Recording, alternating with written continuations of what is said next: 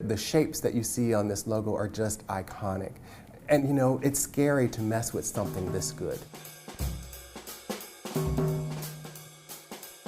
We did an experimentation like a year ago on how can we revitalize the magazine, but we wanted to position it better for the future and modernize it. So we did a lot of experimentation with how do we make it fresh without losing its iconic status. There is such history in this logo that we couldn't afford to abandon that. The first Rolling Stone logo was actually done by Rick Griffin, who was doing a lot of psychedelic posters and psychedelic art, and he just kind of sketched this up for Jan Wenner. This is the actual first logo on the sheet of paper that Rick Griffin drew it on. The sketch went straight onto the page and was published. It was never really intended to be the finished logo. It had so much character. It really fit the time of the late 60s. The letters are raised, and then there's what we call a filigree or cross-hatching to show the dimension of that 3D effect. All of that shading is very interesting and really defined the logo into the future.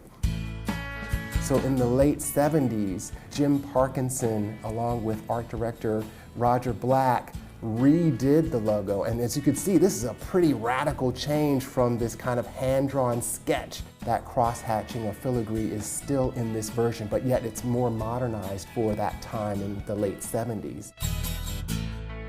The logo was redesigned yet again.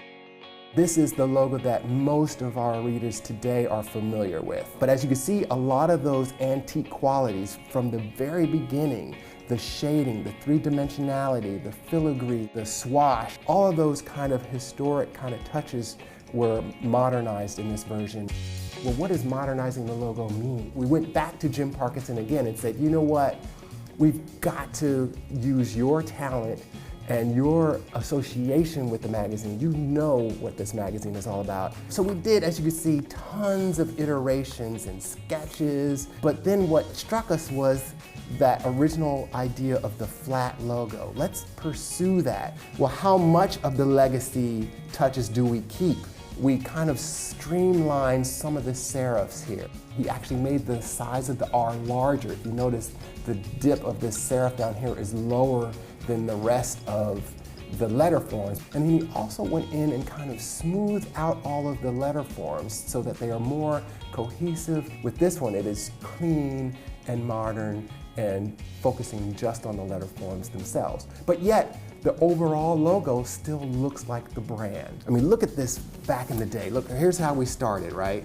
You know, this hand-drawn sketch. This is a scrappy newspaper that's just getting started. Our modern logo continues that tradition. This logo is a bold kind of rendering of what embodies the Rolling Stone brand.